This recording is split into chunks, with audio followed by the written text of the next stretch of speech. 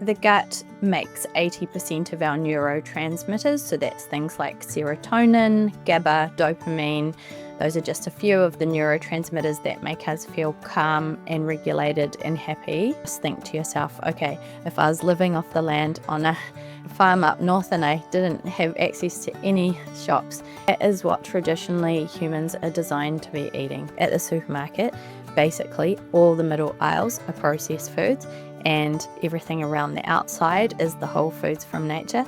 So you're mostly trying to stick to the whole foods. It's the things you do every day that matter, not the things you do sometimes. If you're just having a carb-based breakfast, particularly a refined carb-based breakfast, then you get this big shoot up of your blood sugar levels and then a big drop down, and that really causes fatigue and like inability to focus. It's that up and down mood which, I medicated to try and fix, but actually had I just adjusted what I was eating. I used to just have two boys on one side and one on the other, and I'd sit in the middle with a book and I'd just be reading away to them, and they'd just love reading so much. They're just listening to the story and I'm just popping bites in their mouth without them even realizing, and it works. It's such a good hack. Yeah. So good. I just want to drive home the point that just do not wait till you're so sick that there's no other option.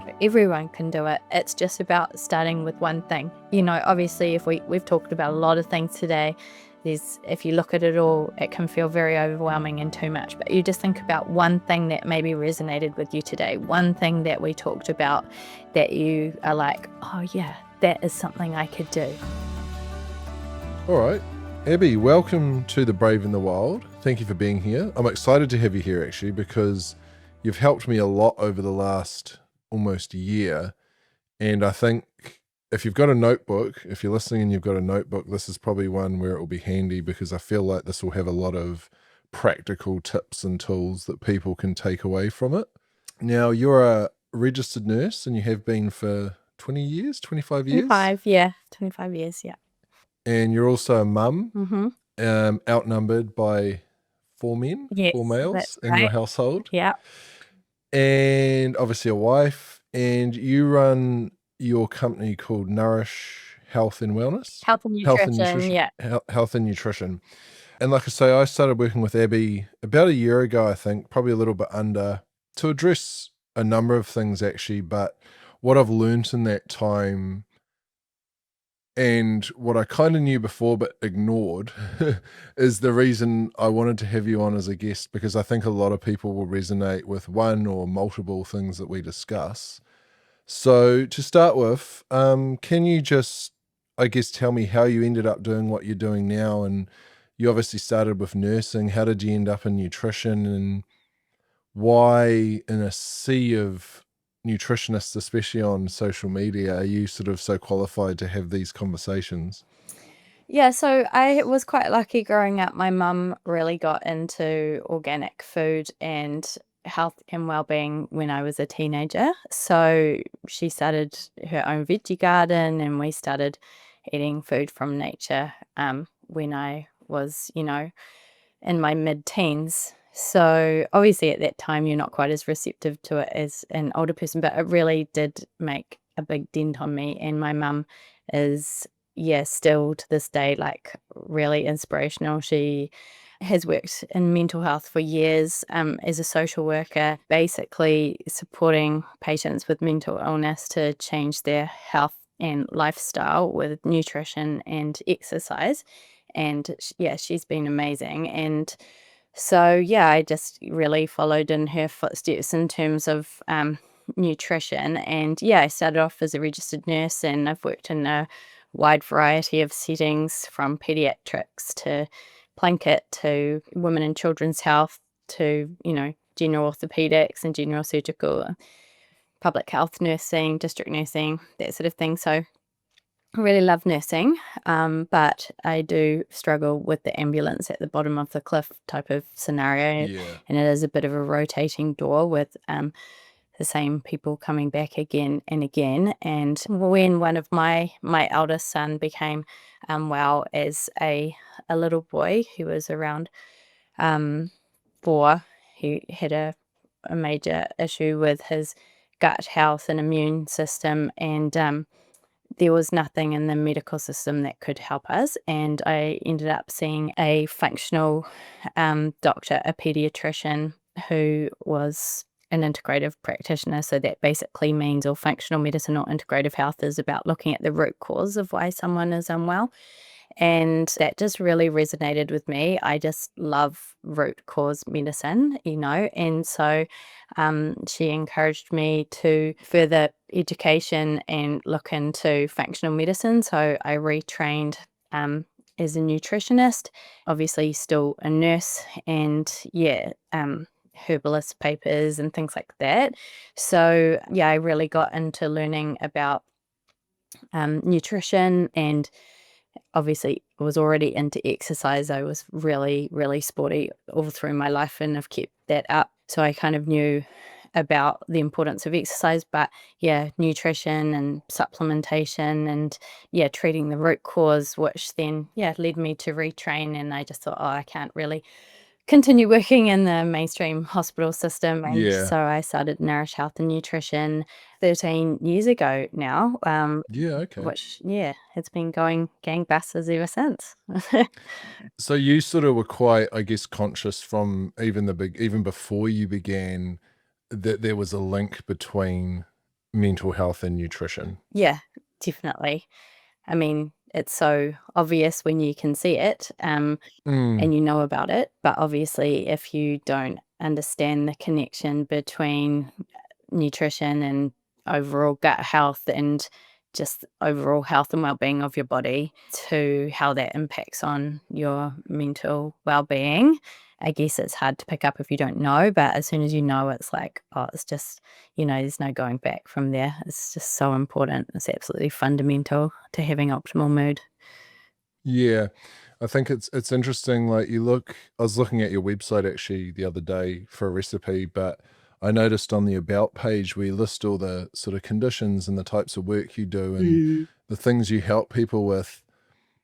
I was thinking at the time, I wonder if nutritionists, especially highly qualified ones, have traditionally always had listed some of those mental health conditions on their website. Like 20 odd years ago, when I first having some struggles with, I guess, my mental health, and the go to back then was you go see a therapist or you go see a counselor. It was never, hey, what are you eating, or how are you treating yourself, or what's your lifestyle like. It was just therapy and or medication. And I think they both have their place, but I wonder how long it's been that, highly qualified people like yourself have actually said, we can help from another angle as well. I guess traditionally people think of nutritionists as like weight loss and Exactly. stuff like Yeah. that.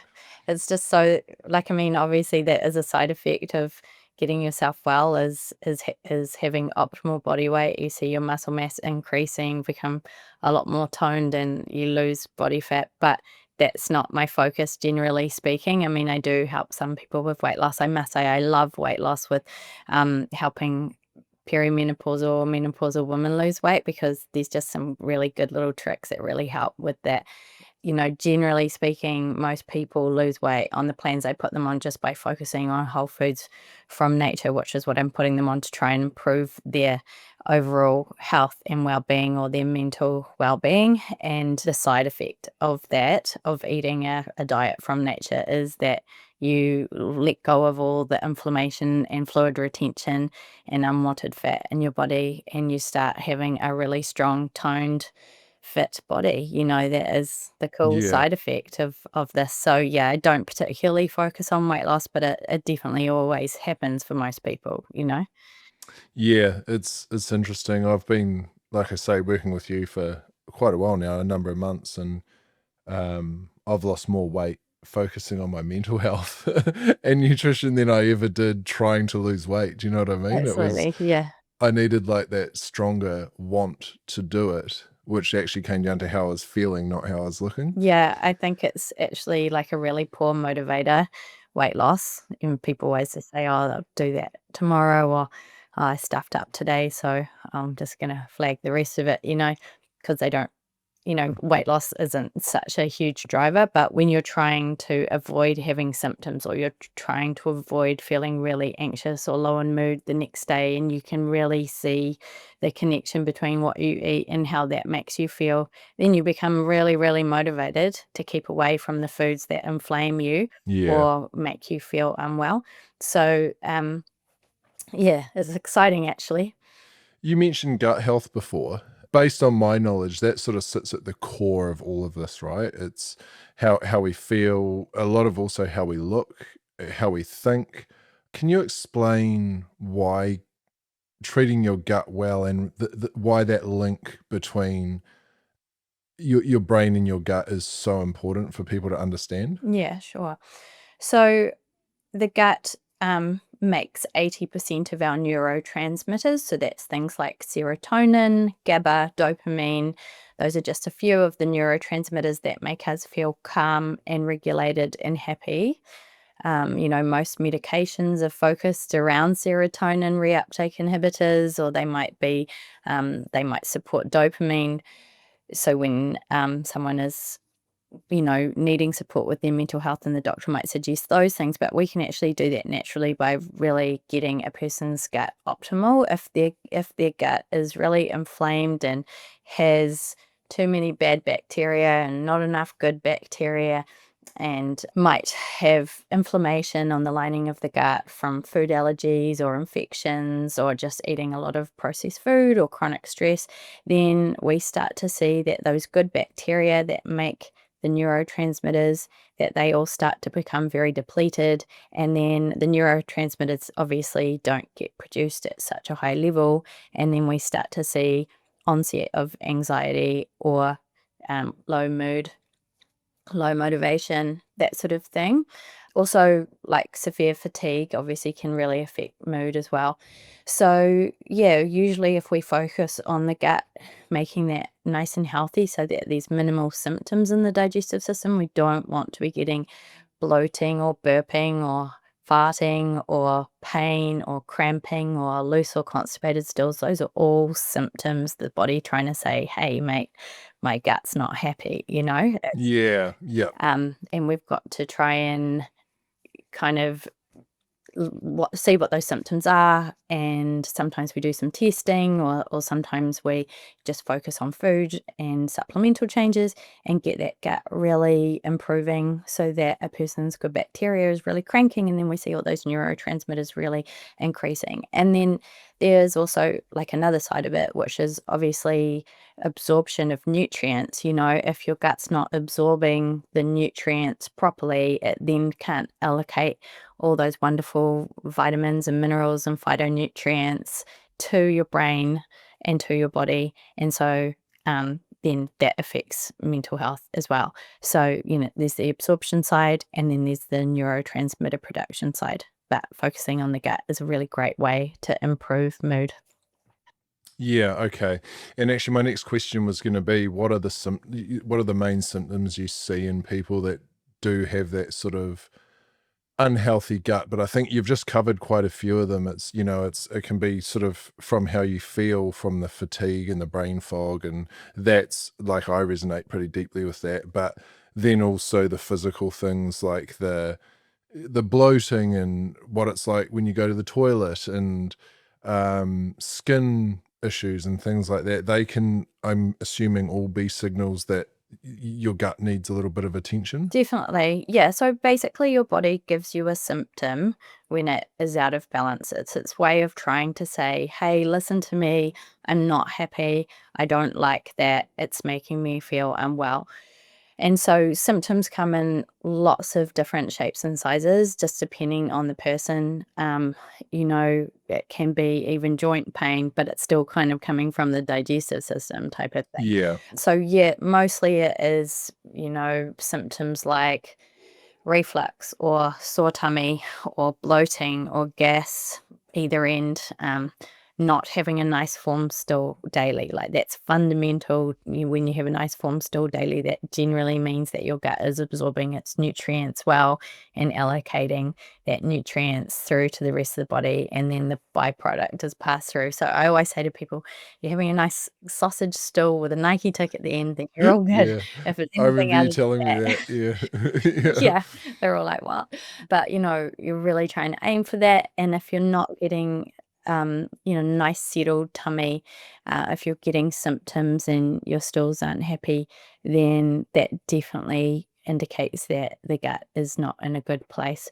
And for sure, it can lead through into other things like immune responses, like skin issues, or hives, or like redness or itching on the skin.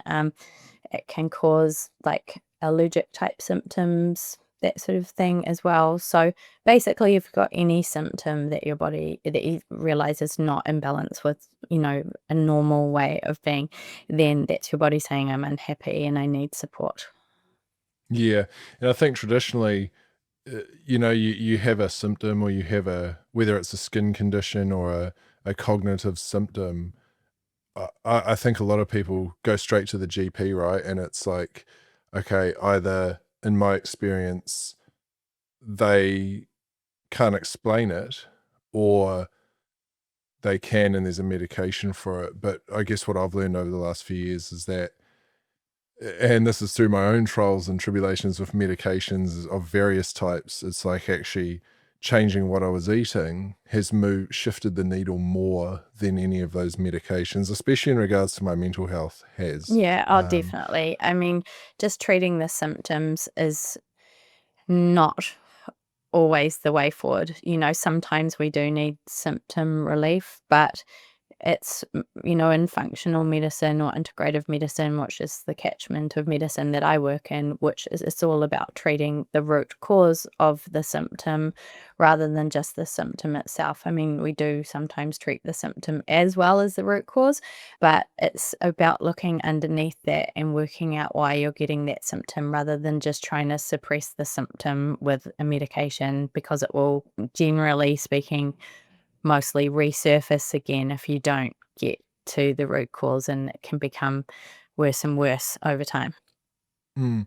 And I mean, that's one of the big things I've worked on with you. I had, and I still have now, quite a red face. But if you go back to one of my early podcasts from this year, in a couple of them, it looks like I've been really badly sunburnt to the point where it's like blistered. And I've been battling that for so long. And I had it pretty under control using, like, a topical cream and stuff like that, but not addressing, like you say, the root cause. Mm. And noticing, wow, when I eat that packet of chips or have that pizza, it gets a lot worse and my scalp gets itchy and all of that. And then, working with you right through to doing, and acknowledge it's different for each case, but for me, we did that allergy testing and then removing some of the foods that showed up as being quite reactive. Mm. I think I remember calling you or speaking to you a week later, and it's like the headache's gone. My face isn't so burned up anymore, and I can think a bit clear. And I was just so shocked how quickly my body changed. And even now, I can still tell when like I was saying to you before, I pushed record. I ate something on the weekend I really probably shouldn't have, and now my face is quite burned again. And it's nothing like it was, but it just blows my mind how externally something can manifest from something you've put into your body. Do you know what I mean? Absolutely. The skin is just a reflection of what's happening digestively in most cases. So yeah, if people are struggling with any rosacea type symptoms or eczema or any abnormal skin conditions, then generally it is secondary to either an infection or an allergy or both. And yeah, I mean, there's definitely tests now which are really great that we can pick that up. Unfortunately, they're not really in the mainstream medical system, which is a shame, and I really hope that will change over time, because you have to privately fund these tests. Yeah. But it is great to, have those tests available that we can say, okay, you're actually allergic to this food, and that we can then take that out, and then we see such significant changes in a person's overall health and well-being, not just physical symptoms, but those food allergies can just make you feel so exhausted and Yeah. really cause all that brain fog, and for a lot of people, anxiety, because histamine, which is produced when you eat something that you're allergic to, histamine is one of the neurotransmitters too, and if histamine gets too high, then it really causes anxiety for people. So a lot of people that have anxiety actually have underlying food allergies.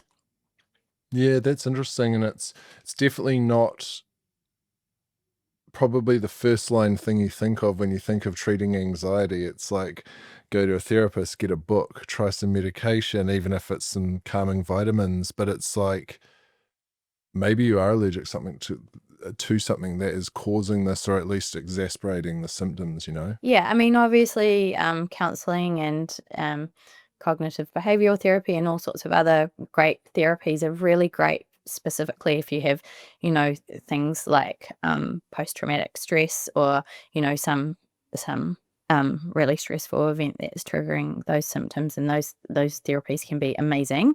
But for those people who maybe don't have that going on, but they still have, this intermittent anxiety that is plaguing them, and they don't really know why, there doesn't seem to be a trigger for it, then often it can be food, or it can be that the gut's really out of balance and that it's just not making enough neurotransmitters to make you feel calm and regulated. We can also see that with hormone imbalance, especially for women. So that can really cause a lot of anxiety if the hormones are out of balance. Yeah. And in your practice, with most of the patients that you see that do either come to you for the reason of, or note during your conversations with them that it is one of the symptoms is, their mood, they're either anxious or have a low mood or struggling with that. Do you usually find that it is something related to the gut health, or eating a sort of less than ideal diet to start with that? Absolutely. Like, honestly, everyone sees benefit with changing to a whole food diet. No matter what you've got going on, if you start eating food from nature, which is what genetically humans are designed to do, we're genetically designed to eat food from nature, then your genes just automatically get what they're designed to be eating. And all of a sudden, your body just starts working significantly better.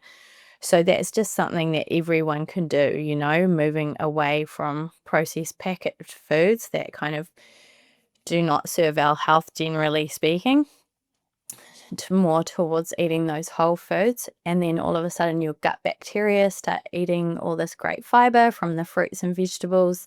The dense, good quality proteins start feeding our brain and all our organs and muscles.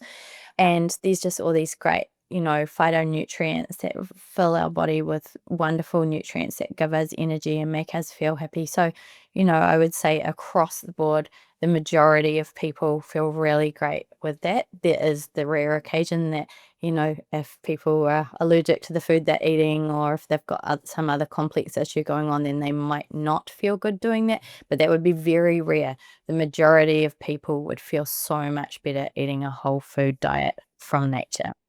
So to clarify then, the way you practice and the work you do, what should we be eating in your opinion? Like down to the what aisles should we be going down at the supermarket? Yeah.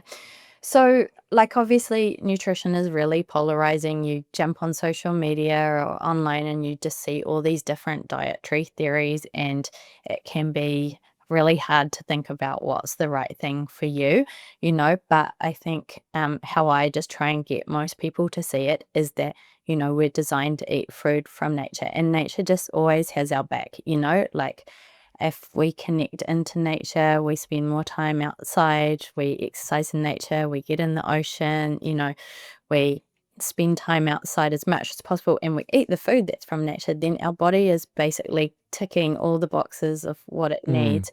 And so I know that food can feel overwhelming, but if you just think to yourself, okay, if I was living off the land on a farm up north and I didn't have access to any shops and I literally had to grow veggies in my garden, eat from the fruit trees, maybe have some avocados from the avocado trees, have eggs from chickens, maybe go fishing off the beach, use the animals on the farm for meat, that sort of thing. That is what traditionally humans are designed to be eating, that sort of thing. Yeah. And lots of people might argue different reasons why not about that, but that is literally, the easiest way to think about connecting to food. If you always think about eating food from nature, then you're always going to feel like, okay, I know what I can eat. And so at the supermarket, basically all the middle aisles are processed foods and everything around the outside is the whole foods from nature. So you're mostly trying to stick to the whole foods as much as possible. Look, there are some processed foods that are made of whole foods. For example, like a bliss ball might have dates and nuts and coconut. And so if you read the back and the ingredients say those three things, then you're like, okay, well, that's pretty much just a whole food blended together. So Yeah. that's fine. Yeah. But, you're just trying to read labels if you are buying processed food and just trying to make sure that the food that's in that processed packet is food from nature, not chemicals or. Yeah, so I think and that's quite a good way to look at it. If it's not in a packet, it's probably good for you, or better. If it's more ideal, I guess. If it is in a packet, it's possibly a good exercise to start learning, and it's something I learned to actually read what's in them, because I think, and one of the things I wanted to ask you about was the sort of red flags and the pitfalls that are so easy to fall into given modern advertising and packaging design and the way things are worded on packages as well, that the front of the package might say gluten free, dairy free, and even for myself it's like tick tick, oh, this must be good. Mm, But then the ingredients list has 100 numbers in it and I've got no idea what they are. exactly. I mean, obviously marketing around food is just next level these days, it's just everywhere and the packets are bright and inviting and we think, "Oh, that looks so healthy," and it's really not, so I Yeah. try to get everyone reading labels and I don't care about like the calories or anything like that. What I'm really trying to get people to look at is the ingredients. When we're looking at the ingredients, and it's just so important to stay away from anything that has a number unless it's a percentage. So, an example of that might be two types of rice crackers, like the ceres organic rice crackers that are just plain versus the peckish rice crackers that are just plain. The peckish ones, they have flavor enhancers, they have all these numbers. They have maltodextrin, which is a synthetic sugar, all this sort of thing. Whereas the series one is just rice, oil, and salt, and chia seeds, so it's like super plain. And you can look at the back and be like, okay, well, that is a better choice than that. If I was going to have this processed cracker, Mm, then I should go for this one that contains less ingredients and more whole foods than the one that is full of numbers and additives. Yeah. yeah. Yeah. Especially for kids, like adults can process toxins a bit better than children can, but for children, their detox organs are much smaller and it does really impact on their behavior and their well-being when they're exposed to food chemicals like that, food additives. Yeah.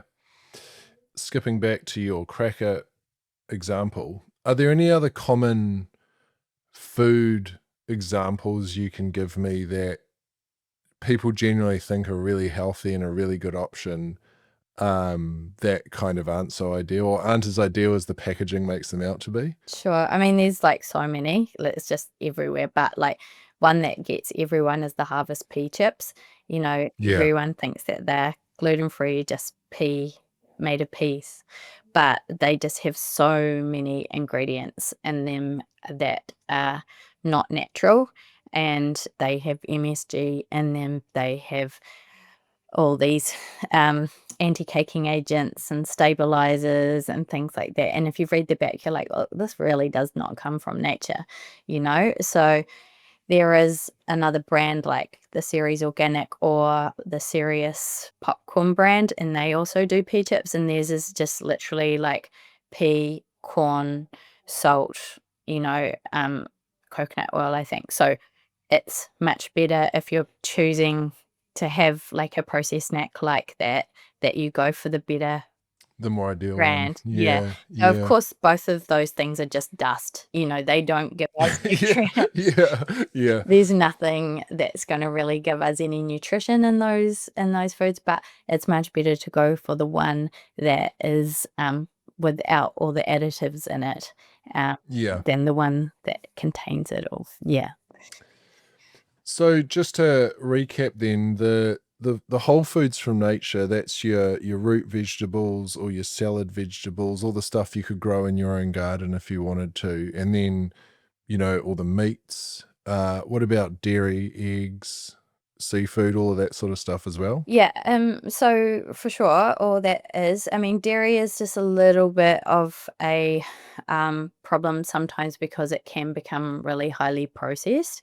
It's about trying to stick to quite plain dairy products, and also just both gluten and dairy are the two highest allergens, and soy actually, those are the top three generally, and then followed by eggs and nuts. But there's a lot of people with dairy allergies. So, if you eat dairy and you get any digestive symptoms, then you don't want to keep persevering with it just because it's a whole food, like Yes. it Yeah. is, yeah. So I mean, it is a whole food if we keep away from processed dairy. Like if we don't really want to be going for like yogurt that's full of sugar and colors and things like that. Just sticking to like a plain Greek yogurt is good, and then flavoring that yourself with a drizzle of honey and some berries is a much better option than any flavored yogurts type of thing. So Yeah. even within those whole foods, you do have to be a bit careful. Same with like meat. I would never buy meat that's got marinade on it, for example, because the marinade has lots of colors generally, preservatives, and will often have flavor enhancers. So that's just another example of like reading the label. Let's say you go to Pack and Save and you're getting some steaks and they're marinated. You want to read the label and check what's in that marinade. And if you think, oh, no, I don't really want to be having all that stuff, then you can marinate those steaks yourself, and Yeah. use good quality products to do that without getting all the additives involved. I was at New World last week and they had some brisket like burger patties, which I thought looked quite good. But under the ingredients list, it said ask our butcher. And I was like, oh. And I went and asked him, and he was actually able to tell me every single thing that was in it, including each herb. Oh, wow. And I thought that was awesome Yeah. because I thought they'd put that on there as almost like a diversion, but it was actually come talk to us and we'll tell you exactly. I'm guessing they make them differently every day, but Yeah, that it poor butcher was would get people talking to him all day about it. yeah, yeah. So if you took two people, one's, eating the whole foods, flavoring things themselves, staying away from the packaged stuffs, ignoring the advertising, and then you've got another person who is eating, quite a high percentage of processed foods, cereals, and maybe not on the so whole food side of things. On a day-to-day basis, what are their energy levels? How are they going to differ?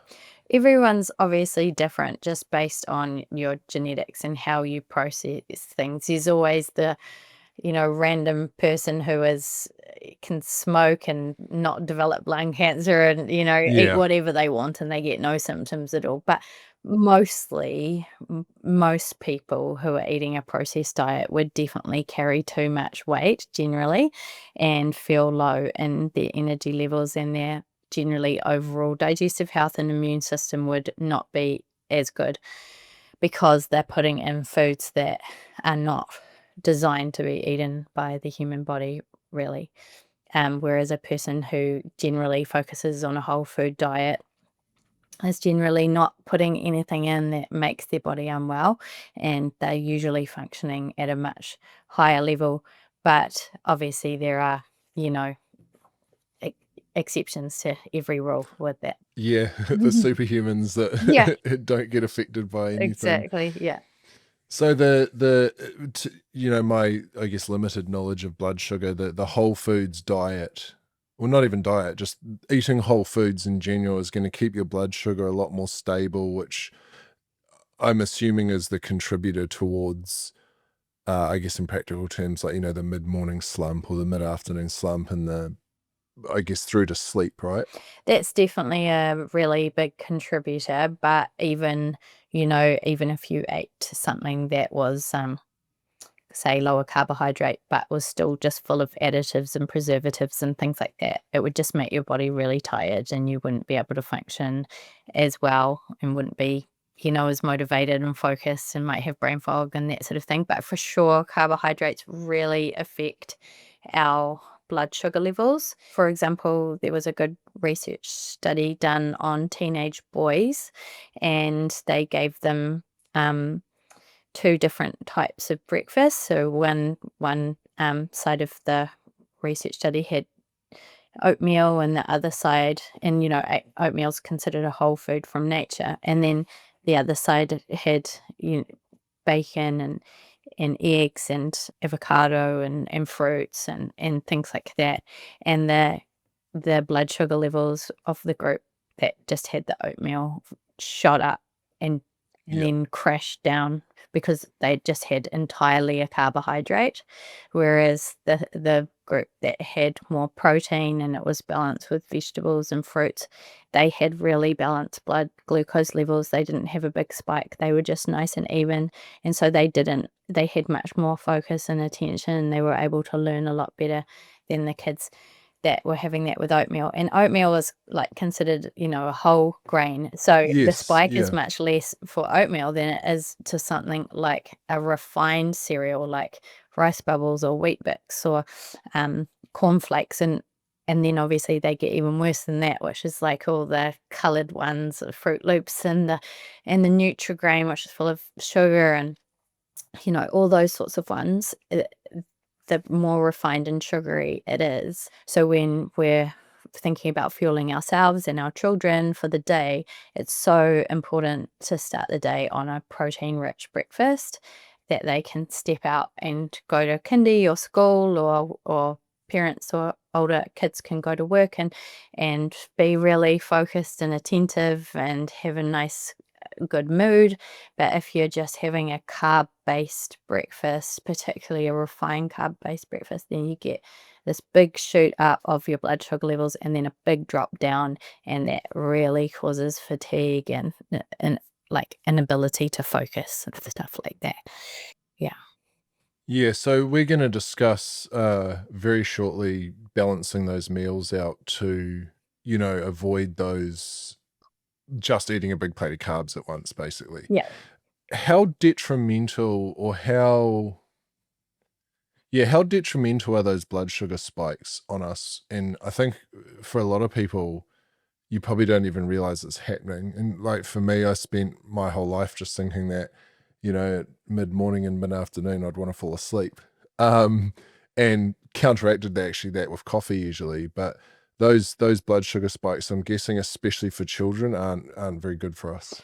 I mean, for children, it's awful because it really affects their behavior and makes them really tearful, and you can think that your child's really naughty, but actually it's just that they've been given like a high carb-based meal and they get this big elevation in their blood glucose, and then they get dropped down again, so then it's very difficult to have regulated, calm behavior as a little one when you're being fed food like that. And parents can think that they're giving their child a really good meal where it's like lots of fruit and rice crackers, but that's all carbs. So that just it has the same effect as sugar in the system. And it just rushes in, causes this big spike, and then drops off really suddenly on the other side, which makes their mood really low and angry and irritable and things like that. So they become a bit manic initially, hard to wrangle. They won't listen, running around Loud. everywhere. And then Yeah. they're desperately upset and sad and crying and irritable and angry. And yeah, I mean, I've got 3 boys. I've just see such amazing changes in their behaviour when they don't eat food that is nice and balanced like that. So I learned from a young age of having the boys that, I had to give them protein at every single meal and vegetables with nearly every meal, that those two things keep your blood sugar levels regulated. You can have carbohydrates with that as long as you have the protein there. Yes. Um, Yeah. and then you have this, child that is really regulated and happy and plays well with other kids and everything runs well. But when you either if the child hasn't eaten regularly or they've been fed like processed foods, which are just refined carbs, then it's really difficult to have good behavior for anyone, any adult. We can feel like that too. It's just that we don't have such extremes in our behavior as little ones, but we can just feel so tired and grumpy and irritable if we've had big spikes with just eating carbs. So carbs definitely have their place, and I like whole food carbs like fruit and root vegetables. I try to keep people low on the grains, but things like rice and quinoa and corn when it's in season are fine, but it's about keeping them to just a small portion of your plate so that you're not getting these big spikes in blood glucose levels. And it's not just for diabetics that have to do this, is for everybody. Everyone feels better when they're having protein at every meal balanced with vegetables and that the carbs are on the lower side. Yeah. It's funny when you are describing, how food affects children and their moods. I was thinking it's probably doing the same thing to adults, but in adults, instead of it being labeled as, oh, that adult's being naughty, it's like he seems down, Mm. or it's almost like in an adult it presents as a mental health issue if it's bad enough. Again, I don't say this, I'm only using this from my own lived experiences about how I used to feel when I would eat cereal for breakfast and 3 coffees and then go to work, and the first email I opened would just piss me off and ruin my whole day. Yeah. And it's that up and down mood which I'm medicated to try and fix, but actually had I just adjusted what I was eating, and it's not a just thing, there's various reasons, but for me, changing my breakfast probably would have made quite a big difference. Oh, absolutely. If you start your day on a protein-rich breakfast, like, could just even be, just something like eggs with some veggies or some fruit. That is just such a good start to the day for most people, Mm, or if you can't have eggs, then maybe soaking some chia seeds, overnight and having a chia pudding, which we use the chia instead of oatmeal, and, we can have that with milk, any type of milk, whether that's coconut milk or dairy milk, and then you could have, some yogurt on top of that with some fruit, and then you've got a really well-balanced breakfast that's high in protein, or a smoothie which has fruit, maybe some greens, some type of protein, whether that's a protein powder or some nuts or seeds, and some type of, liquid like milk or water or coconut milk or almond milk, and you blend that up and you've got all these beautiful nutrients going into your body rather than just pouring some cereal out, which is dust again. It's not going to give your brain yeah. anything to be focused with, and it's going to mess with your blood glucose levels and really ruin your energy. So overall, definitely affects mental health. Yeah. So we know what we should be eating now. How do we portion up our meals to ensure that they are balanced and try and reduce that sort of blood sugar spike? Yeah. So it's about combinations of food. So, protein, we try and have protein at every single meal. So proteins are things like meat or eggs or nuts or seeds or dairy products if you're tolerant. So they're all good proteins. And then we always try to have that with some type of veggie if possible.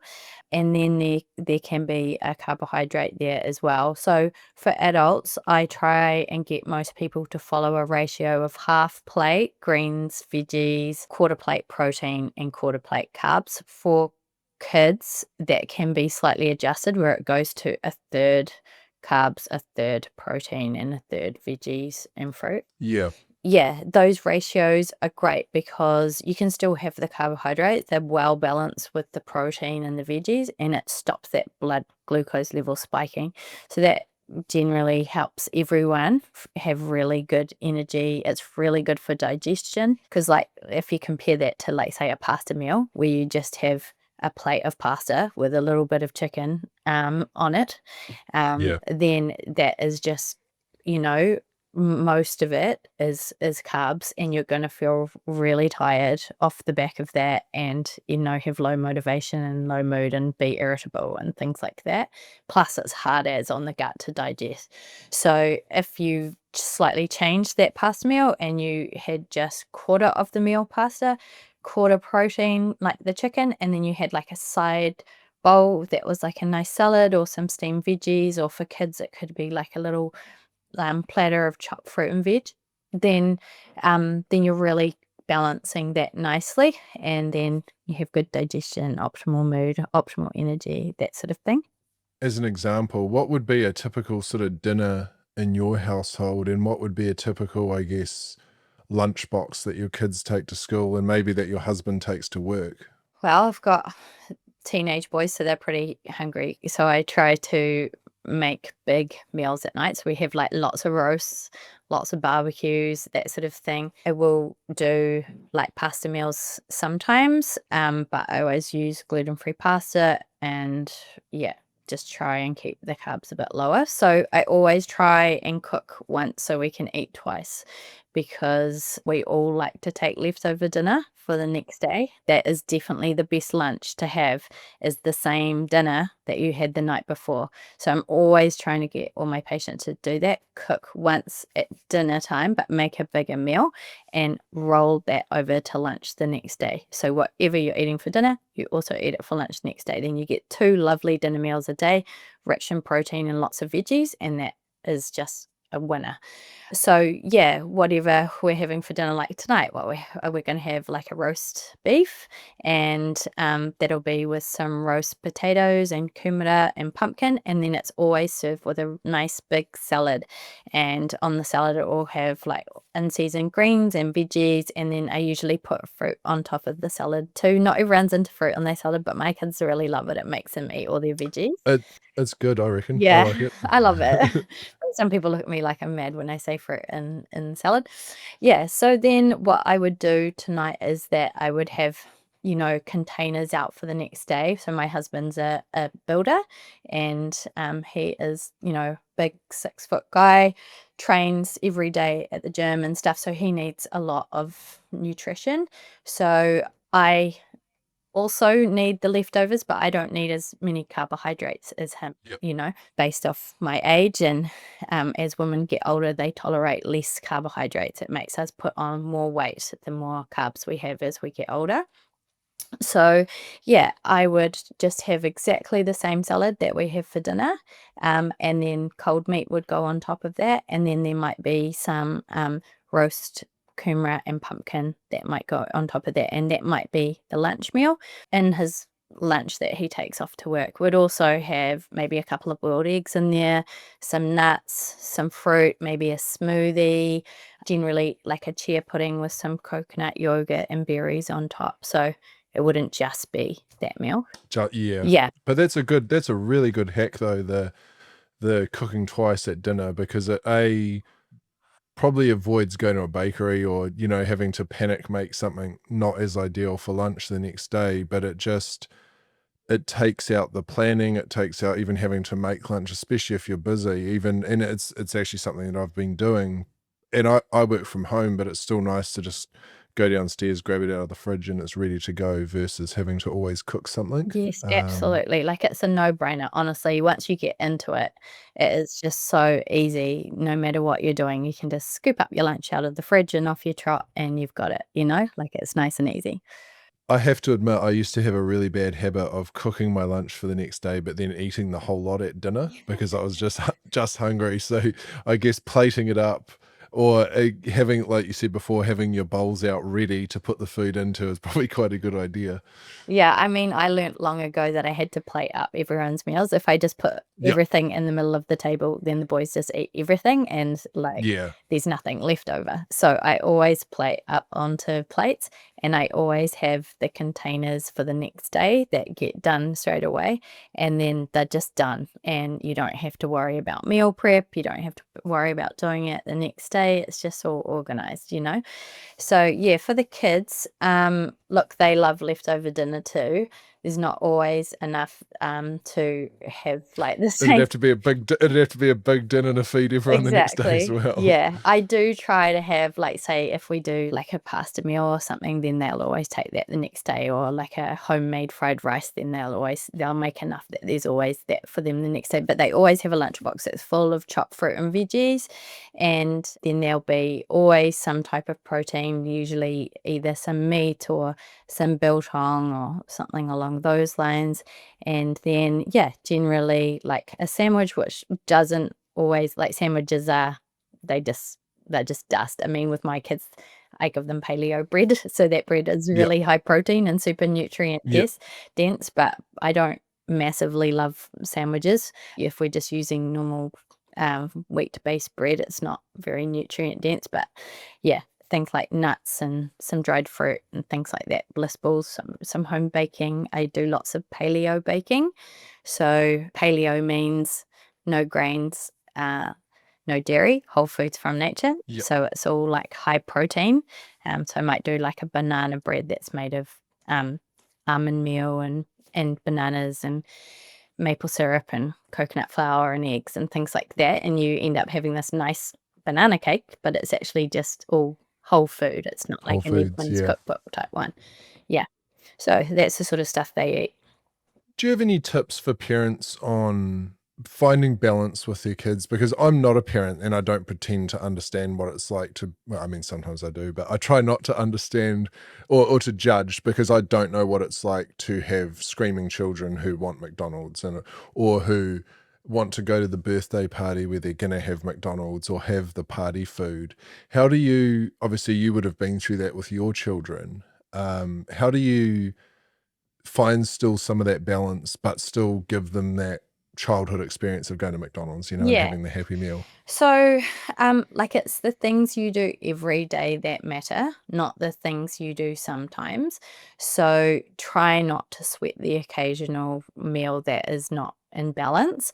What we try to do is always feed our kids up before they go off to a party, like Yep. even now as the teenagers, 19, 17, and 14, if the older boys are going off to a party, then I always try and give them a big steak and salad and some, potatoes before they go. So they've eaten heaps of good quality food so that when they do go to the party and there's pizza everywhere, that they've got that buffer of all the good nutrition in their body, and they might not eat as much pizza as they would if they didn't go with a full tummy. So I've done that since they were little, where if we were going to a birthday party, I'd cook up like a proper big meal, and we'd all eat that before we went, just so that they would, eat less of the party food, and that party food that they did eat isn't just hitting them on an empty stomach and really flying into their system at a rate of knots. If it's buffered by all the veggies and meat and things like Yeah. that they've just eaten, then it kind of evens it out a bit more. You don't get such a high blood sugar level spike. And then when we used to come home from a party when they were little, I'd always, give them something like a smoothie or a big plate of chopped fruit and veg with some type of protein on it, like nuts or some cold meat, something along those lines, and that would kind of help to wash away what they've just eaten. Now, it is hard, obviously, getting children to eat what you want them to. It takes a lot of effort, and it's a bit like teaching your child manners or teaching them to cross the road. They're not going to learn it straight away. It's years and years of perseverance and trying to encourage them to eat well. But I spend a lot of time with parents teaching them how to get their children to eat well. But one of the best tricks I've ever had is reading to children at meal times. I used to just have two boys on one side and one on the other, and I'd sit in the middle with a book, and I'd just be reading away to them, and they'd just love reading so much. They're just listening to the story, and I'm just popping bites in their mouth without them even realizing, and it works. It's such a good Broccoli. hack. Yeah, So yeah. good. And in 15 minutes, you've read the story, you've connected with them, and they're full, and it's all good. So we'd always start off the meal, like my husband and I eating our own meal, everyone sitting in their own places at the table trying to eat their own meal. But then, after 10 minutes, the kids start like wanting to get down and up and Yeah. down as they do when they're little. And, generally I would have finished my food by then, wolfed it in quickly, and then I would say, okay, come and sit with me and read a story to them, or we'd get out like Lego guys, or we might play cards or something like that. So the distraction is wonderful. Yeah. A lot of nutritionists don't do that, and in fact they do the opposite, where they don't want any distraction, but I find it works so well. It's very stressful for kids to be forced to eat foods or to be encouraged to eat certain things. And if you just take that pressure away by just, playing or having a cuddle in a story, then it's just a lot less pressure, and you can just get a lot more food into them. When my boys were little, I used to, and they'd had a hard day and they wouldn't eat well, because a lot of kids won't eat well at dinner time because they're just so tired from Yeah. school day or kindy day. And I'd just pop them in the bath, and they'd be loving the bath and water play, and I'd just sit on the side and pop bites in their mouth until all their dinner was into them, and they just did it while they were playing in the bath. So Yeah, okay. it's Just it's almost about distracting them from having to sit there and focus on eating their food, that's right? right. And they still turn into amazing eaters. You're not gonna be feeding them when they're, 12, or In the bath. It's Yeah. it's just when they're little. Yeah. They end up developing this really great palate where they are more than happy to eat such a big, wide variety of foods. And, like, just the parental feedback I get from those little tips is just amazing. You go from a child that will barely eat to a child that's eating such a variety of foods. But also sometimes kids won't eat because they have gut issues, and if we've got a child that's really has made a major food aversion or not eating properly, it's usually always to do with their tummy not being healthy. And yeah, looking into the root cause of that can help a lot. I can already hear the comments and the people saying that's all well and good, but what about when I want to go out for dinner? Or what about on a Friday night when I just want to have takeaways? Because that's something I'd still love to do. I'm not at the moment. Well, until recently, I've started bringing it back in slowly. But, I take a lot of enjoyment out of going to a restaurant. Like, I'm a real foodie and I know it's not uncommon. How can we really dial in on those whole foods, but still enjoy a meal out or still enjoy a pizza or whatever it is that's your real like comfort food or your date night or whatever it is? Yeah, I mean, it is, as I say, it's about the things you do every day that matter, not the things you do sometimes. Your body can usually cope with like an occasional intake of food that isn't as nourishing as it usually is. And obviously, all of us need a break from cooking sometimes, and it is so nice to socialize with everyone and to go out and have a meal that's cooked for you. It's really Yeah. lovely. So there are some good, better options for eating out. I kind of encourage people to go to like Asian fusion type places. They're full of lots of good quality meat and vegetables, things like that. You can still feel like you're having such a delicious meal. Yeah.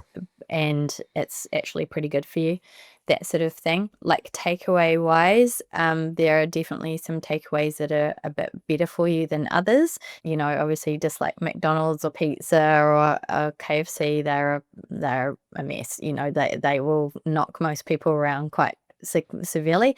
But yeah, you can have maybe something like Burger Fuel as a better option, because they have proper meat and proper vegetables and things like that. They Yeah. have the option of gluten-free buns or lettuce buns, if you need to completely keep away from the bread side of things. Yeah, Japanese takeaways, that sort of like Asian type takeaways are good, not so much Chinese, because that's obviously full of like MSG and things like that, you can actually ask to not have MSG on your food, Yep. and usually that will make quite a big difference. Yeah, say if you're at the mall or something like that, then you can get like a tank salad or smoothie, or the roast shop is sometimes a good option because it's like meat and potatoes and cooked vegetables, that sort of thing. So look, there are healthier options, Mm. but generally takeaways won't be, a night that is going to be super healthy for you. And you're just going to think, okay, well, that's, just one night. As long as it's not happening all the time, then your body can cope with it. But if you do have takeaways and then you notice, okay, I'm actually really symptomatic for several days afterwards, then you really kind of need to rethink about whether that's a good thing to do, because half your week's kind of driven by this inflammation from that one meal. So Yeah. it's just about thinking about the symptoms you get after a meal and whether you feel like your body coped with it or not. Yeah. And I know we've talked in the past about how if you do go out and enjoy whatever it is, McDonald's, whatever takeaways, it's quite important to sort of leave it at that, right? And not decide, oh, I'm going to do that again tomorrow, or I'll go back to eating Whole Foods on Monday. Definitely, like, your body can handle one meal out of balance, but when it becomes like subsequent meals out of balance, then obviously more and more impact happens on the body. So I just always try and encourage people that if they do eat a meal that is not kind of like in line with what their body feels best on, that at the very next meal you rebalance yourself with some nutrients that your body loves. You Yeah. don't go on to have multiple meals out of balance. So you don't think to yourself, "Oh, stuff it. I ate that. So now I'm going to eat all that." That Yeah. is quite a dangerous mentality to have, because then it just opens the floodgates and you really end up getting derailed. You can always stay on track, sustainably on track, if you have one meal out of balance, but you just kind of make this little deal with yourself that at the very next meal, you'll rebalance yourself again. It's about caring about your body enough that you want to put the right nutrients in to get it back on track again after it's eaten something that didn't suit it. Yeah. And I think that's quite an important point, actually. This sort of, it's all well and good having your meal plan written down and put on the fridge, but I think, again, based on my experiences, you need to actually have a bit of a mindset shift in how you view food. Whereas for me, it was like food, it is still pleasure, but the type of food that I get pleasure from is quite different now. But I think I had to shift from looking at food as only being a source of pleasure, because I think for me, I didn't love life so much for a long time that, the big greasy dinner and then all the snacks that came after it, that was like the highlight of my day. And it actually became this really ingrained habit. I used to eat in bed. Like, I'm thinking of a particular flatmate who gives me shit about it.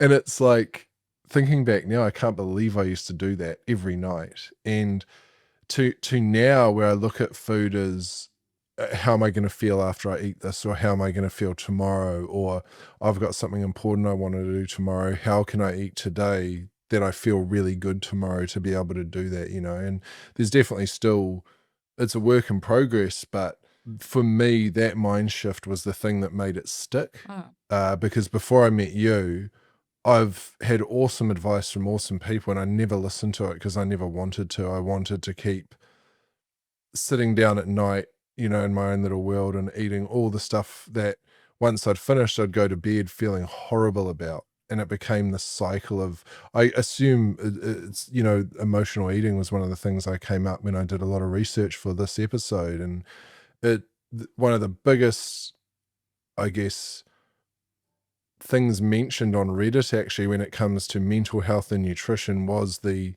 uncontrollable emotional eating. Yeah. Yeah, definitely. I mean, it can be really hard to juggle food cravings, but I guess the thing is that once you start eating a whole food diet from nature, the food cravings just go away.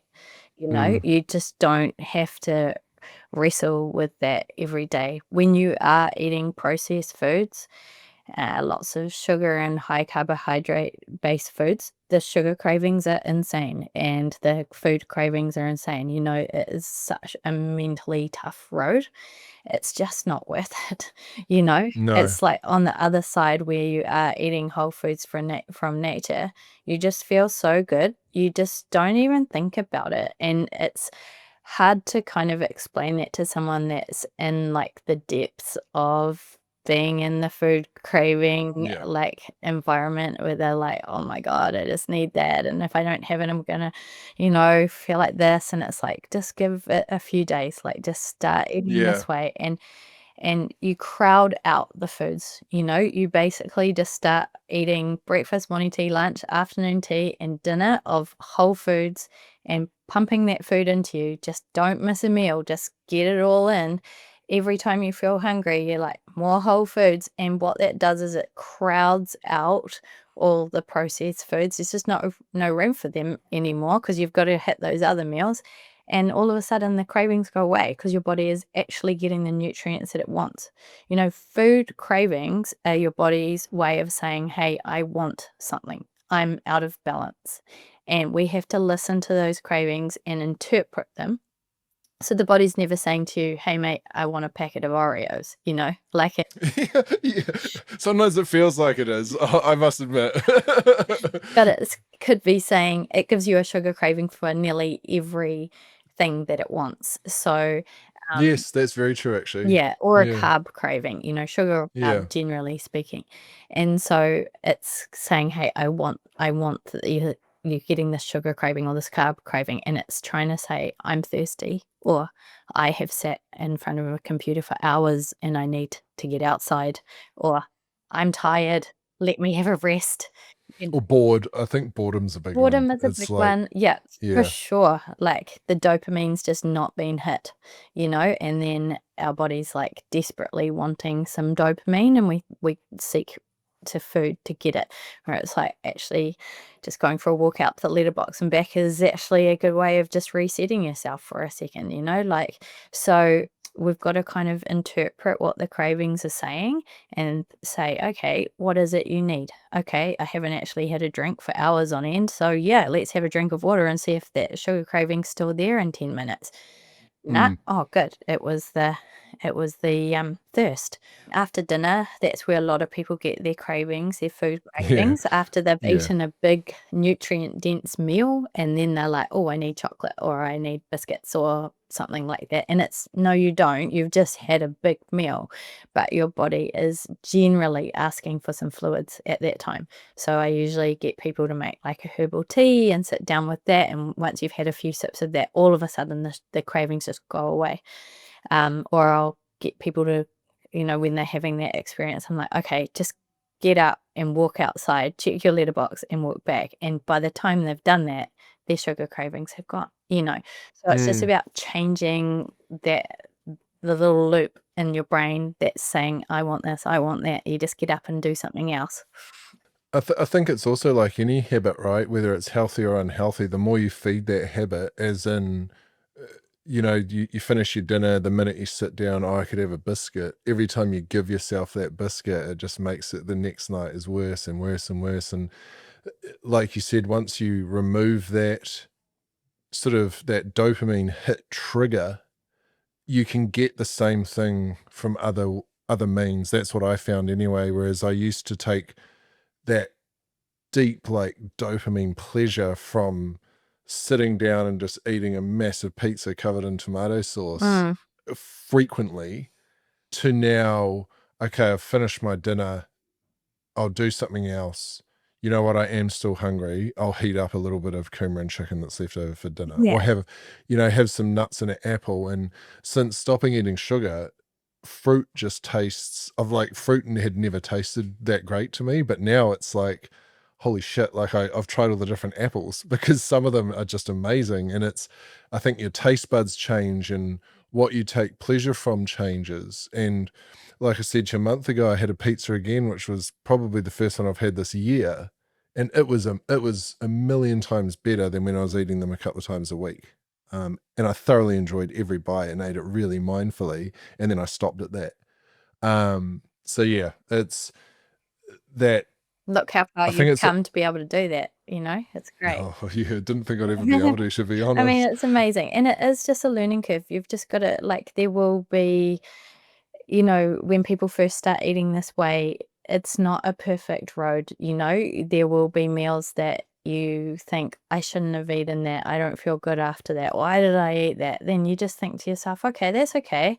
You know, uh, "Why did I eat like that?" Okay, well, I had Mm, gone 6 hours without eating and I was starving, and that's why I reached out to that food when I wouldn't usually, or what could I have next time instead that's more nourishing? You just use it as a learning curve. Don't berate yourself about it. Just think to yourself, okay, what will I do next time so that I won't fall into that trap? And then over time, and it does take years to get good at this, is that you start to become really good at eating whole foods mm. from nature, and that things don't tempt you like they used to.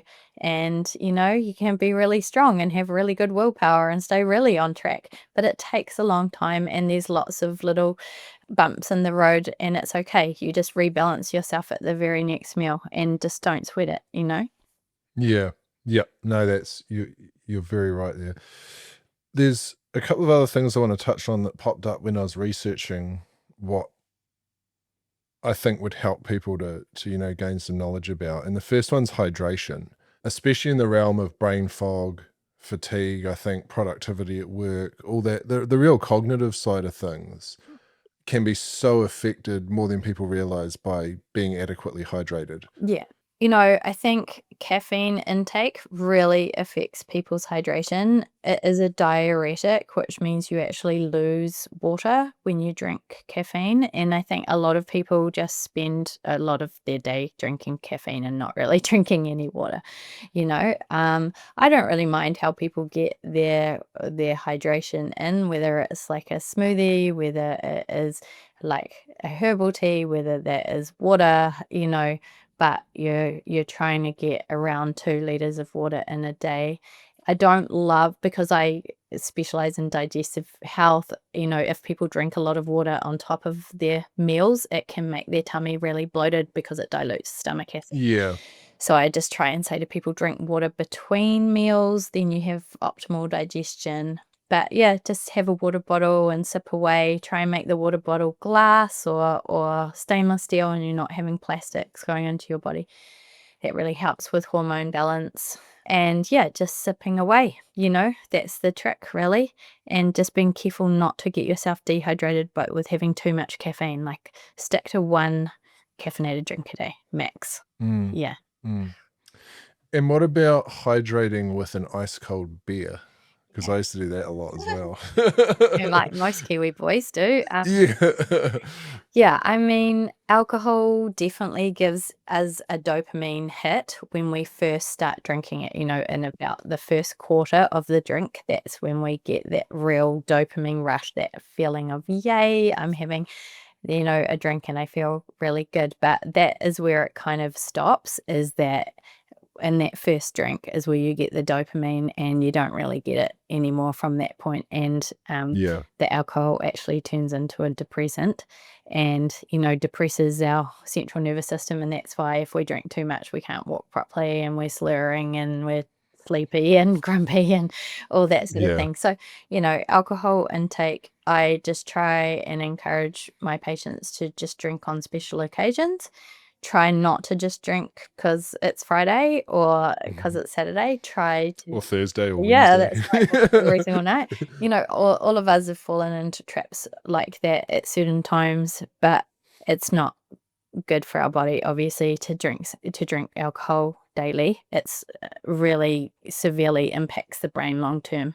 There's so much research around alcohol and its effects on the brain. So it's so important to keep alcohol to as minimal as you can. And if you kind of just think to yourself, right, I will drink socially when I connect with people that I love hanging out with, then that's a really good way of doing it, rather than just kind of drinking to de-stress or drinking to um like celebrate something just on your own. Like, it is really important to not just use it as a dopamine hit, because it ends up really impacting on your body long term. So get your dopamine from exercise. that is the best way to get dopamine. Yeah. Yeah, okay. And is there any symptoms, going back to coffee or alcohol or probably any of the things we've discussed really, is noticing physical or cognitive symptoms sort of the tipping point where it's time to say, okay, I should stop doing that for that one? Is there like sort of lines in the sand that you notice in your practice where you can tell, you're probably drinking too much or you're having too much coffee? Yeah, I mean, there's always symptoms, right? The body is telling you. It's just that people often won't notice their symptoms. They're so used to ignoring what their body's telling them that they've kind of stopped being able to see what the symptom is. So Mm, everyone thinks that they need coffee for that adrenaline hit to wake them up. But you're basically putting your body into a bit of a fight flight response every time you have caffeine. And then that actually stops you using fat for fuel and is quite stressful to the adrenals, which can be exhausting long term. So when people usually keep their caffeine down to just maximum of one a day, then that doesn't stress the adrenals too much. You still burn fat most of the day as your main source of fuel, that sort of thing. So yeah, try to get that in place. Also, if people are drinking coffee all day, then they've produced so much adrenaline all day that they desperately get cravings for alcohol at night to get that dopamine to calm the adrenal response so that they kind of feel calmer, so that they're just like heating up with coffee and cooling down with alcohol, and it's a terrible cycle to be in. yeah. The liver just gets absolutely hammered. The adrenals are just pumping out adrenaline and cortisol all the time with the coffee. And then we're depleting all our dopamine with alcohol. So it's mental health wise, mood and overall vitality is just so bad It's a when bit you're of a in roller a cycle coaster, eh? of coffee and alcohol. So you just want to try and get coffee down to one or none a day, and then alcohol just on special occasions. But just start somewhere. Like, if you're a daily drinker, then obviously cutting right back to just special occasions is going to be hard. So you might say to yourself, okay, I'm daily drinking. No, I'm just only going to drink on Fridays and Saturdays. So you just try and get it down to that. And then when you get down to that, then you think to yourself, okay, I'm only going to drink on Saturday. So one of those weekend nights. And then you take it down from there.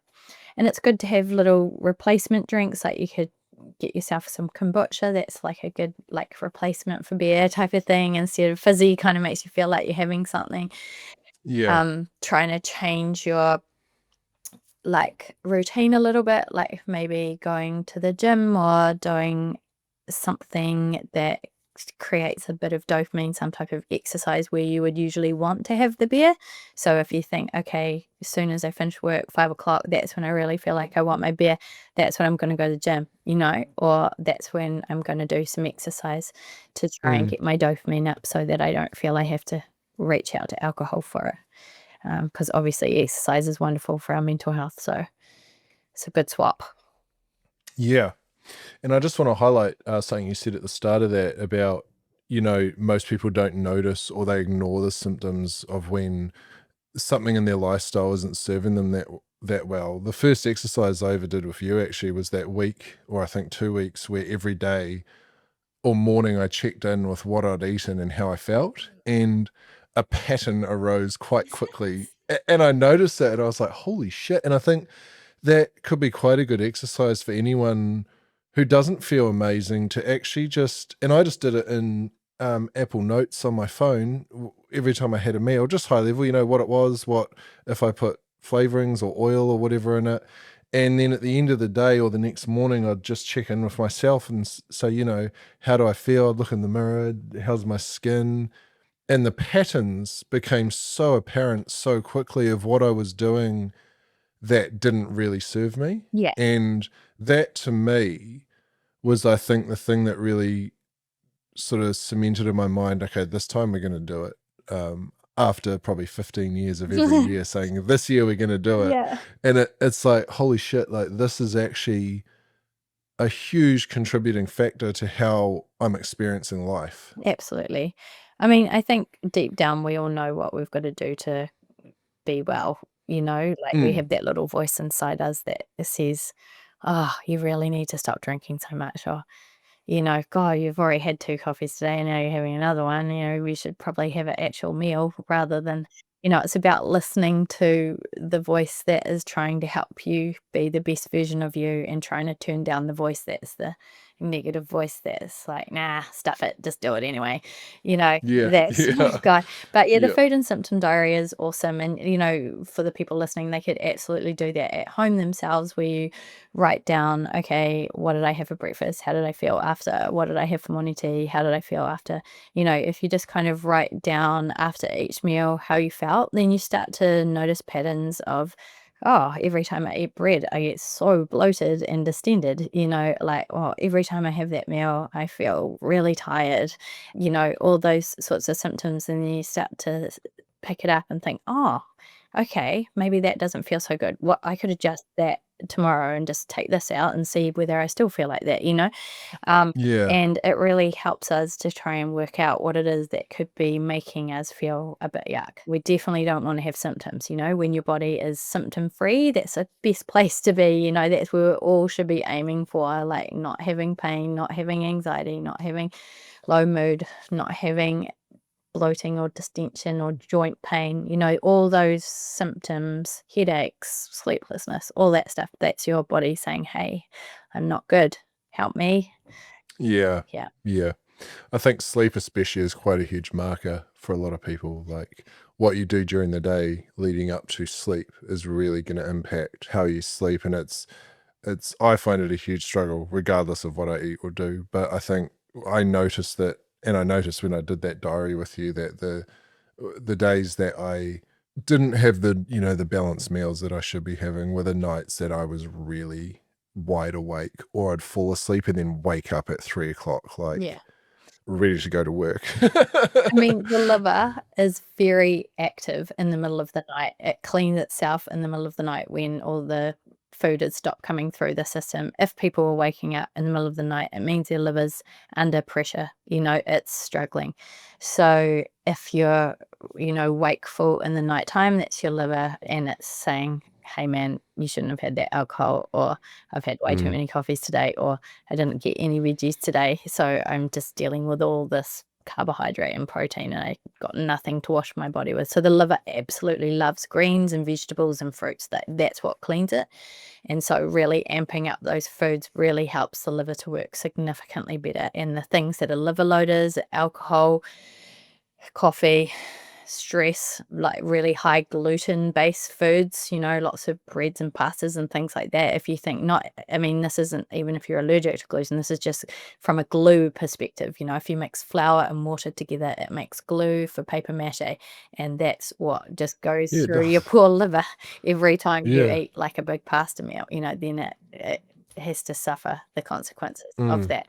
So it's, yeah, just really about really amping up your fruits and vegetables and greens and trying to have protein in every meal. And your liver will be so much happier and everything will start to fall into place. But it's just about caring about yourself enough that you start to really just like commit to getting that food in. And when you get that food in, then the coffee intake is less, the alcohol intake is less, sleep better. So then you wake up the next day and you're more motivated. It all just starts to fall into place when you get the food in. So it's just going, buying the food, having it at home, and then just eating it. yeah, yeah. And not having the stuff that I literally don't have anything in my house that I don't want to eat now because I'll eat it. Like Yeah. I've never been able to understand people that buy a block of chocolate and eat one piece and sort of every night have one piece, Same. because I'll eat one piece and put it away, and within 5 minutes of finishing that piece, I'm sitting back on the couch with the whole block in my lap and it doesn't stop. So now it is really just I go to the supermarket each week and buy exactly what I'm going to eat and nothing more. Good on you. Yeah, that's awesome. You're just not setting yourself up to fail. I mean, I hear you on the chocolate front. If I have chocolate in my house, I'm just like, damn, I'm eating that. Like, so Yeah. everyone knows they can't bring chocolate home, otherwise mum will eat it. So, I Yeah. just, even though I have really good, strong willpower, chocolate just gets me. That's my Still that's my human. thing. Yeah. So I just try really hard not to buy it for myself, or Yeah. if someone gives me some, which surprisingly people still give chocolates to nutritionists, which is hilarious, but I just regift it really quickly Yeah, yeah. because I'm like, Yeah. I'm not going to keep that. I know that I'll eat it. So you just don't buy things that will sabotage you, and talk to your family members about that too. If you're in a house where people are bringing stuff home to you, then it is really important to just say, look, it's so nice of you bringing me this stuff, but actually I'm really trying to break away from that now, and I just don't want you to buy me that. You could buy me this or Yeah. this instead, but I don't want those lollies or that chocolate or that ice cream. Like, this is, you could buy me some bliss balls, or you can buy me like some yogurt with berries on or something like that, but I'm not having the usual dessert anymore. Yeah. And while we've just shifted to the topic of buying food, I know I'm not alone in thinking that food these days is ridiculously expensive. It's my biggest bill each week. But well, actually, aside from my mortgage, but the food bill is eye-watering, and it's getting worse. What are your top tips and how do you work with your patients on being more budget friendly when it comes to still eating these good balanced meals? Yeah, I know. It's terrible. Like, the cost of living has just become huge. Food, to eat well, it costs so much more than to eat poorly.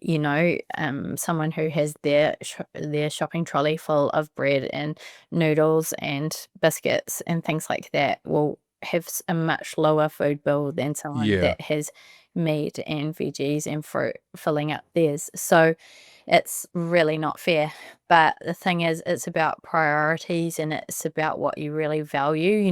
For our family, like, that is our priority, is feeding our children and ourselves really well. And we go without some things because of that. We don't really travel overseas or anything like that. And we try to, because most of our, income is going towards really nourishing our family. But I belong to, like, a food co-op, so with my friends in my local community, we order in, like, from Ceres Organic. We get that in bulk, so we buy at wholesale rates, and we, Yeah, okay. take turns at packing the co-op and delivering it to each other. I always shop at my local market, which is the Browns Bay Market. It's amazing. There's a wonderful grower there, Danny. He's got the most amazing fruit and veggies all in season. He's got a beautiful farm, and he brings it in fresh every week. And these all the farmers markets are just awesome. Like, it's so worth going to your local market and buying the local produce, and it's so much cheaper and fresher and more nutrient dense than buying it from the supermarket. So that is a real good hack. And Yeah. I buy stuff in bulk a lot. Then I get, like, it's cheaper overall. Um, but yeah, sometimes there's no way round it spending a bit No. more. Like, it really is an investment in your health, and when you actually really realize how much better you feel eating that way, then you feel really committed to, spending more in that area and less in others. So, you might Mm. not be spending on clothes so much, or, having loads of different platforms for viewing movies. You might just have one, that sort of thing, to try and be able to afford more nutrient dense food. But look, I know it's hard. There's no magic bullet. And I think also it's cheaper than making yourself unwell and then spending, in some cases, thousands of dollars on medications and supplements and services to get healthy again. Yeah, That if you invest in that healthy food, it's a medicine in itself, really. And it will, I absolutely. guess, in the long run, help you avoid or be less like, yeah, be more likely to avoid some some of the health conditions that come as a natural part of life. Totally. And anyone that's ever been quite unwell, it's a terrible feeling. You just give anything to be well again, and when you invest in your nutrients for your food, then everything else just kind of falls into place and your health is so good and you can work more and all that sort of thing. So you can actually earn more money when you're not able to work or you're not well enough, then obviously life becomes really tricky. Yeah. As we sort of come to the end of this, I actually wanted to circle back to a topic that I think is something a lot of people need to understand who are starting fresh at this, and that is sort of how long it takes. And we have touched on that it's not an overnight fix and it's not a 5-week challenge. It's something that you have to make a part of your life and really stick at. And it can take years in some cases to actually make that shift and to repair or to get your body back to functioning like it was designed to. Do you know what I mean? Oh. How do you explain that to your patients who don't get it when you're telling them it is, it's not an overnight fix? Like in terms of like severe symptoms, that will go away in a matter of weeks, generally speaking. But in terms of getting really good at like eating this way and getting to just like really optimal health, it can take a long time if there is lots of layers that you kind of need to work through. So it depends how unwell you are to start with and how many layers you kind of have to get down to get to the root cause of everything. But, it is a long-term journey for most people. It is really important to think to yourself, okay, I want to make long-term sustainable change. It's not like a diet. It is a way of living, connecting close to nature, and eating food from nature is, as I said before, nature always has your back. It is the best nutrients that you can be feeding your body, and you just really connect into that and feel really committed to that and really trust in nature, then you will start to head in the right direction. And then, sometimes we have to kind of, if we're still getting some tricky symptoms that aren't going away with just those basics, then sometimes we have to look into things a bit more deeply. But for most people, they will have wonderful improvement in their symptoms. And then it's just about sustaining that long term, And if you're always kind of doing that rebalancing technique that I explained before, where if you eat a meal that's not in balance, maybe has lots of processed food and lots of alcohol, things like that, then you just don't sweat it. You're like, cool, that was soul food and that was fun. And at the very next meal, you're putting nutrients back into yourself to rebalance yourself. And then your body will be able to have that long-term sustainable change, which is what we really want. We don't want to do like, a diet that people eat that way for a few weeks or a month or 8 weeks and then go back to doing what they were doing before, because obviously that will re-trigger all the symptoms to start again. It's about finding a new way forward that your body feels nourished and healthy. So Yeah. yeah, I mean, that works. So I just have had so many patients over the years that have managed to keep sustainable changes up long term.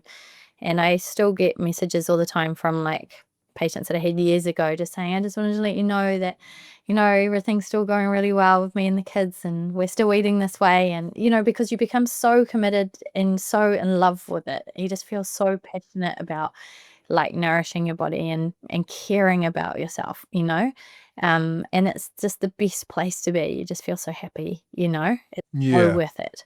So it's just a matter of starting for most people, and once you do start, then you actually get in this, really cool movement forward where you're just starting to feel better and better and better, and that really propels you forward. It's really worth it. And what would you say to the people that are listening that are of the opinion that they'll never be able to do it, that they are stuck and they'll never be able to change the way they eat and drink now? What was one thing you'd say to those people? Everyone can do it. It's just about starting with one thing. Obviously, if we've talked about a lot of things today, if you look at it all, it can feel very overwhelming and too much. But you just think about one thing that maybe resonated with you today, one thing that we talked about that you are like, oh yeah, that is something I could do.